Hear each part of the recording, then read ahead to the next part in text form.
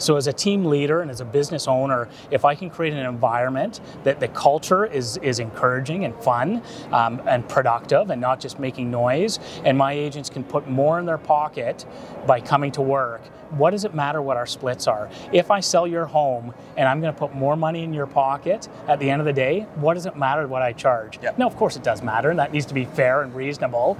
But you know, that you talked about this earlier, gross versus net. So we just shot one of the best Prime People episodes we have ever done with my man Mike HEDDLE. Mike HEDDLE is a top producing real estate agent who runs a team that is second to none. He's got an incredible background, definitely one of the most systemized professional setups I've ever seen. I've known Mike for years, operates out of the Hamilton area and is making big waves. And he actually takes you behind the scenes and gives you tips that I never even thought he would.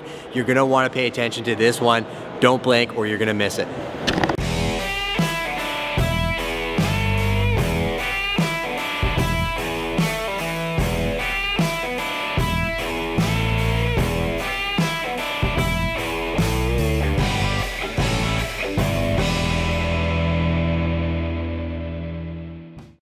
How do you stand out, right? Like, how do you, in a marketplace of so many realtors, differentiate the HEDDLE team and how you guys operate? Because you're doing it at a different level. Yeah. You know, I think a couple things. Team for me came out of necessity. Yeah. So I'll back up even a little bit more. How did I get into real estate? Yeah.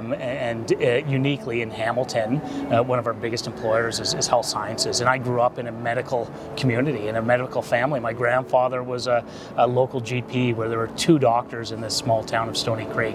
Okay. And back in a day and age where he used to make house calls. So it's pretty neat now. I see clients that, you know, say, hey, are you related to Dr. HEDDLE? He's the guy that brought me into this earth, right? Incredible. So it's pretty cool. And so then I grew up, my father was a surgeon and my mother was in medicine, and I was surrounded by this medical community. And late in school, you know, going through high school, I first went into art, and then I got into economics, like the numbers. Yeah.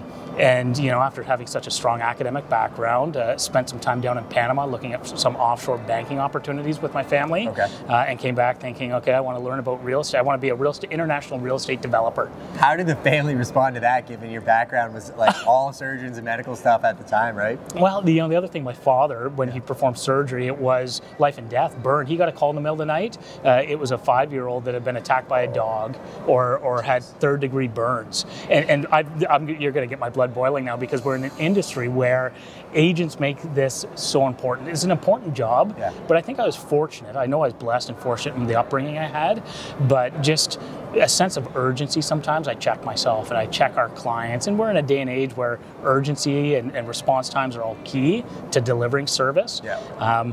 But I think back to your question, how do you differentiate yourself? Yeah.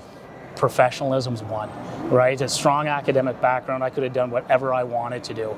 And when I got into this business and people said to me, are you kidding me? You may as well be a used car salesman. That made my blood boil, because Yeah. I thought, this is your largest asset. You want a guy like me on your side, Yeah. that understands appraisal techniques and value and marketing and negotiating strategies and all those sort of things. Let's pause, actually, because going like to the beginning of your career, Yeah. I don't think the audience necessarily sees this unless you're at the beginning of your career or you've done it.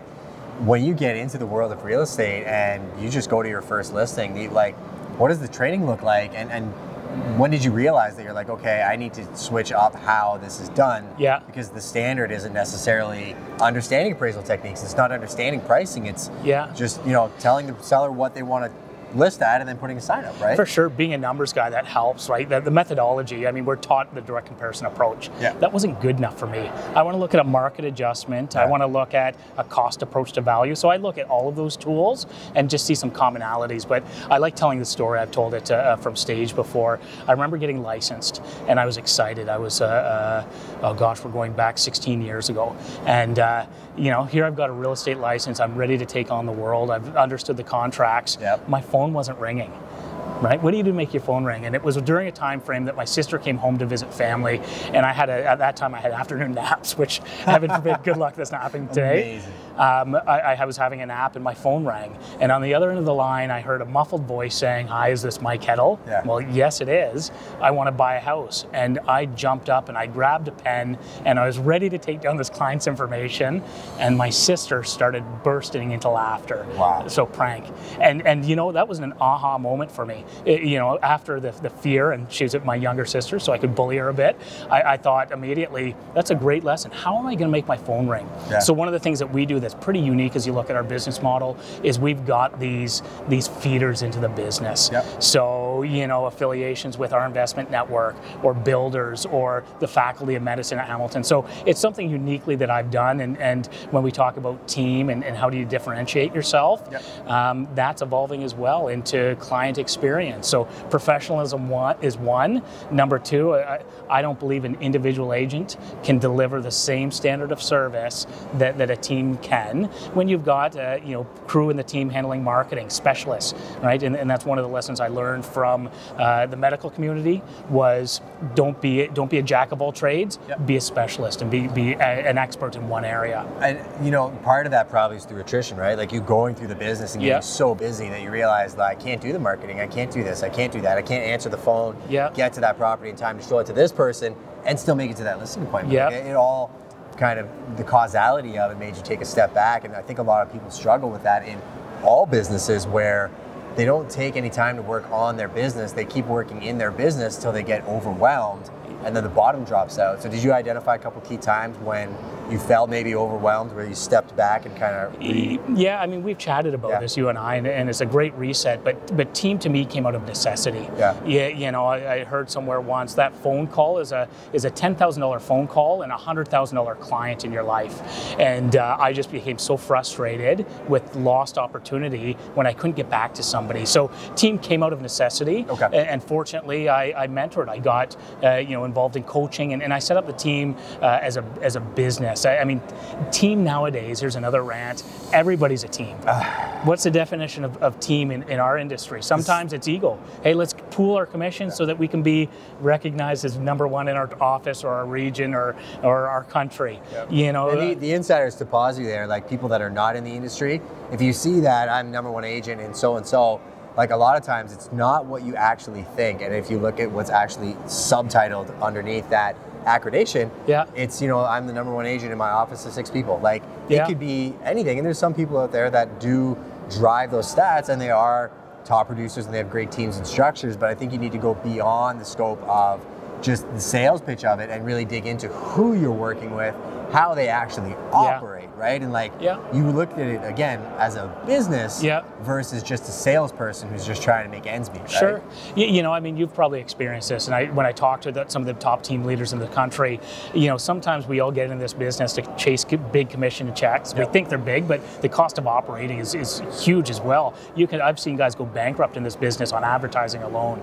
So for me, it was initially the money, and as I became, you know, more grateful with the clients and servicing their needs, because I thought I brought a different level of professionalism to the game in negotiating or quality of marketing material, or even just ease, taking somebody through and not being transactional, not chasing the commission check, but taking care of the client's needs, because we're a service-based industry. We're not saving lives. We're now turning into what I believe is an experience-based industry. So what I see happening is the mega teams at the top of the market. That's the top segment. You've got single agent, and then you've got discount volume, iBuyer programs like you see in the US. I think we're going to see that individual agent squeezed as the mega teams get bigger, and as some of these discount models make their way into the public place, because, you know, some of the public views us as a commodity, and I don't believe we are. I think both sides of that make sense, and I think that like the reason that every business model is out there and works, and to be honest with you, like there's something we should educate the audience on is, you know, there's a difference in between looking at different business models and seeing what works for what you want to do. And there's a word in, you know, our industry, which is, you know, you can't speak ill of competition, right? Like there's something in our industry that a lot of agents do behind the scenes that they shouldn't be doing, and it's actually illegal. You could lose your license for it. So be aware that what you're putting out into the public forum is something that matters. But within that conversation, you know, if you look at the different business models that you're building, you're expanding on yours. I think something important to point out is you're identifying that there's 3 different tiers of business models, and that the people within those business models be aware of the other people that are coming into the models, right? Like when people ask me what's the biggest, you know, threat to the real estate industry as a whole, and they start talking about iBuyer programs and everything else, I tell them, I'm like, do you know what Amazon's doing? Do you know that Amazon bought the largest real estate holding company in North America? There's billions of dollars being spent in the U.S. in this industry. And you know, with the tech, with the tech and everything else, and even like a lot of brokerages are investing tons into tech from a marketing perspective to make it easy for the agents to input information and then just have it all automated. But to be frank with you, from a marketing perspective, like, that's great because it speaks to a certain audience segment, and if that's the people you're going after, more power to you. I pray success in your life, and I hope it works out for you. But the type of business that you and I do quite often, we're working with a different type of clientele that responds very differently. So we have to curate our services, which would be a more exclusive type of service to that clientele, and we have to spend a lot more on the relationship, time involved, the team structure. Like, you know, I want to expand on something and get your thoughts on this. We talked about, you know, doing a certain volume, making X amount of commission per year, which is what a lot of agents do. They'll say, hey, we sold this much volume, or we made $100 million gross commission earned. What does that mean? Because if you're $100 million gross commission earned and your take home is $20,000, maybe you should have just got a job flipping burgers and not had all the stress of running the $100 million producing brokerage, right? I think some of that comes down to your value and your worth, and we hear this all the time in this industry. I mean, if you can't negotiate your fees, do it yourself. I can file my taxes myself, but will my accountant find those savings and make it way easier than me doing it myself? Absolutely, they're worth every penny. And I think sometimes that's lost. So I talked about the industry being viewed as a commodity. You know, that's frightening. It drives down prices. I think if not only you propose a strong enough value proposition, but you deliver an experience that's worth talking about, you know, from a customer service standpoint, you know, from a negotiating standpoint, just from an overall professionalism standpoint. I think that's really what separates, you know, the cream. And the other thing that I've seen you do just from the time I've known you, because we've known each other for a while, and I've always, every time we meet, we do these events, we gain so much value from just sharing each other's information, right? Like, I'm in the same business that he is. He could technically be considered my competitor, but the amount of insights he's given me, I consider him like a brother from the standpoint that, you know, it's an abundance mindset of creating a community and showing the struggles that we're all having, and, you know, sharing the good and the bad, but then also finding ways that, you know, say he's got a client that they're experiencing something in their market they've never seen before, and he comes to me and we're experiencing that exact same thing, I'll share strategies, and it goes vice versa. And I can guarantee you, if we sat here for an hour and started going over case studies of where you charged a certain commission on a property, you could have probably charged double because you found a $50,000 hole or got $100,000 over what the property was worth. Like, I love that question. In this industry, it's commonly the first question we're asked when we pick up the phone is, what are your fees? And as a team, and I have some discussions as well, you know, what are your splits? What do you pay your agents? I'm asked that question all the time, and my mindset more and more goes, what does it matter? So as a team leader and as a business owner, if I can create an environment that the culture is encouraging and fun and productive and not just making noise, and my agents can put more in their pocket by coming to work, what does it matter what our splits are? If I sell your home and I'm going to put more money in your pocket at the end of the day, what does it matter what I charge? Now, of course it does matter, and that needs to be fair and reasonable. But you know, that you talked about this earlier, gross versus net, right? And for whatever reason, in my opinion, today's day and age, you know, you see a lot of flash, a lot of noise. That's the gross, right? Even whether it's through social media platforms, you know, that the true net is, it might even be down to quality of life. What's the quality of life? How much time do I get to spend with my kids or my family or on myself? And our culture is really focused on a net culture, not only in earnings, but what's important. I want to spend family time. At Christmas, I want to be with my family, or mornings I get to take my girls to school every morning. Sunday mornings, I take them swimming or skating or skiing. And you know, we've all seen those agents that have sacrificed their personal lives to, you know, whether it's for ego or whether it's for dollar figure. So for me, my idea of team is common goal, providing a great work-life balance for those amazing individuals that I get to surround myself with, and delivering a high standard of service and outstanding results for my clients. But we've taken a new twist on our mission, and at the end of that, it's stating, and delivering an experience worth talking about, a 5-star experience worth talking about. And to me, in this day and age, to differentiate yourself and to illustrate part of your value, it's not always results and outcome driven, which for me is tough. A numbers guy, it's tough not to say, I got you more money in your pocket. It was a smooth experience, and you had fun laughing with the client. And you got one shot at this life. It ain't a dress rehearsal. It's similar to some of our business model and mindset. I think that speaks a lot to just who you are in character, right? Like, you still got tons of energy. You're in a place where there's constant growth, and I like the mindset that you have with your team. We try to do the same thing at Prime, where I was interviewing an agent last week, and it was a conversation where we got down to the numbers at the end of the day. Then I said to the agent, I said, this is what we charge, this is why we charge it, and these are all the things that we're doing to provide value. This is where we're going as a company. You're welcome to come along for the ride. But at the end of the day, we're having the same conversation that we have with sellers every day. Where if all a seller wants to do is grind me down in my commission, it's going to get to a point where I'm going to walk away, because it doesn't really make sense to me from a value proposition standpoint to do a transaction where I'm not being valued. It goes the same both ways. And I've had a conversation with a seller last week about this, where I said, do you care about saving money on commissions? Like if you sold a $400,000 house and you got a $4,000 discount, or do you care about how much money you're making, which would be, same $400,000 house, I made you $20,000 more than somebody else, probably could have charged you 3% more and made you more money. Right? It's an interesting industry. Go back to my roots. And I often say this, if you're going to work with a surgeon, or life's on the line, or delivery, you're having a baby, do you want somebody that does it part-time at a discount?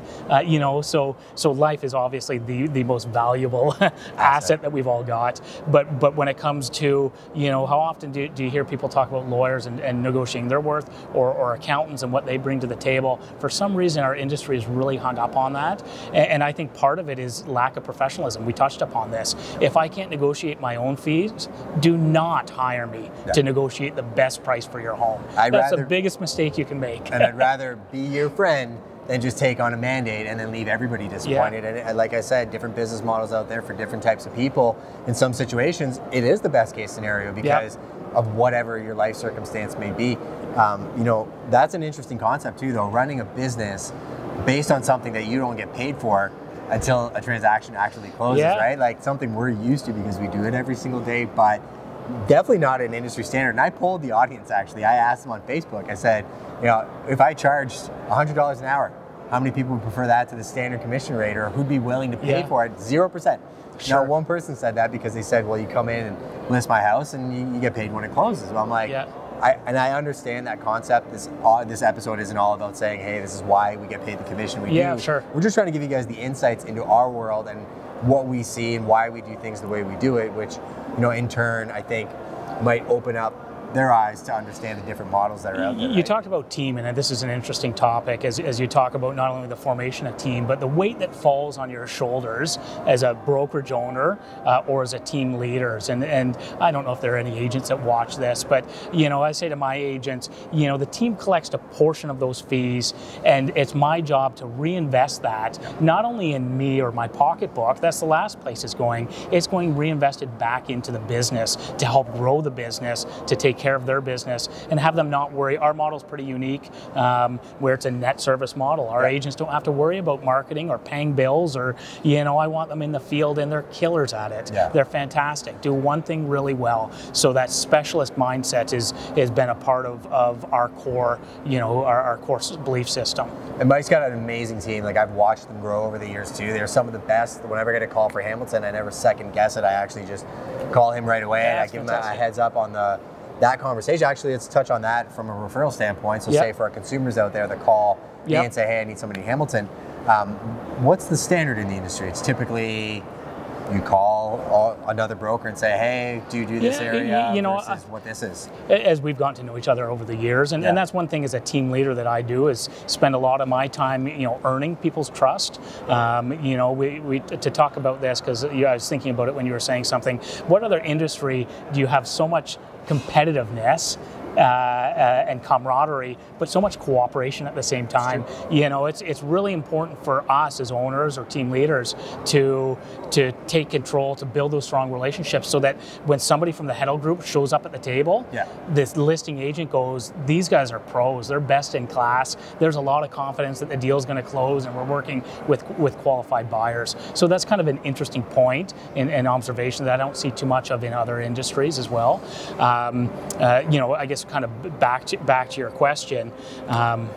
I know we're getting a little bit. No, it's all good. Niagara Falls. So we're in the falls. That's right. We've got some tourists taking photos. Going back to that portion, I think it does matter in terms of how you refer business, who you're referring business to. Absolutely. The level of care that they're going to take. It's an extension of your brand. So to answer that direct question, if I call you, I may as well, there's a team. I call you an ally, right? I call you a strategic partner in London. I know that our clients are going to get at least the same service, hopefully better, because I know how you run your operation, but it's the same. It's an extension of your brand. It's an extension of your brand. We take referrals as, the most confidence that our high-level professionals in our industry are relying on us, and we don't take that lightly. Check this out. We actually work on same client files together, people that are literally here. Absolutely. You just got a text on a common client, which is awesome. And it is what it is, right? Like, we're all trying to get to a place where we succeed together, and his business is at a place where I know he's not just trying to do a sale to get a sale, and we're kind of in the same place. But I think, to cap off the conversation, seeing Mike every time, there's always a friendly competitiveness from the standpoint of not competitiveness that, I want to do better than him or he wants to do better than me. You just get driven by good people around you, right? You kind of just get a reset, and it's nice from a team leader perspective to mastermind, because I take so many ideas from Mike. Absolutely. Our CRM, one of the most integral parts of our business today, came up from a conversation with this guy 3 years ago. And we catch up on that all the time, right? You put it perfectly the last time I saw you. I just need a refresh. You talked about that earlier. As a team leader, you're running, I love that. Pause. Let me pause. Let me think. Let me go through my standard operating procedure. And that to me is just high level thinking, especially when you're in a business that requires so much urgency. So, even if it's those little nuggets that we pass back and forth, it elevates our game. Right? Shiny objects. That's what real estate, agents get stuck in the mud with all the time. Anybody watching this that's in business, it's easy to always be chasing the stuff that's out there, but take a second, reset, look at what you're doing, look at why you're doing it. What he touched on, I think, is so crucial, and it is a founding principle of Prime, where we had Victor that was just in Australia, we had Lindsay that was just in Egypt. We had an agent interviewing thinking, he sees how structured we are. He's like, I thought you guys are going to be just driving us to make calls, and I had to hit a quota. And I'm like, no, we have standards, but I want you to have a great life. I want you to go dirt biking, fishing. I don't want you to worry about paperwork, because your business is coming from fishing. And on the backside of that is the client. How's the client getting taken care of when I'm on vacation? I can remember early when I was a solo agent and I was on vacation, and during a week, 7 deals came together. And the standard of service.